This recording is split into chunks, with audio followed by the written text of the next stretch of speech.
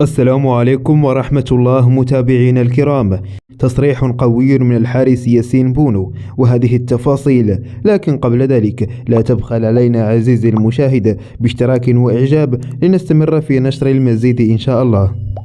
أدلى حارس المنتخب المغربي ياسين بونو بتصريح للصحافة صباح هذا اليوم، حيث قال: نشعر بإحباط شديد لعدم تمكننا من التأهل للمباراة النهائية وإسعاد الملايين من المغاربة الذين يتابعوننا من كل أنحاء العالم.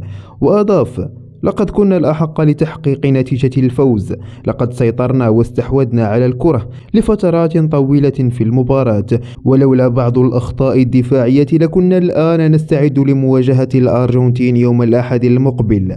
وفي إجابة عن سؤال يخص مباراة الترتيب ضد المنتخب الكرواتي، فقد أبدى الحارس ياسين بونو تفاؤله لتحقيق الفوز والظفر بالميدالية البرونزية كثالث للعالم، وإن شاء الله سيكون الفوز من نصيبنا، فقد علينا الثقة في اللاعبين، وكما قال وليد الركراكي: ديروا النية، والسلام عليكم ورحمة الله.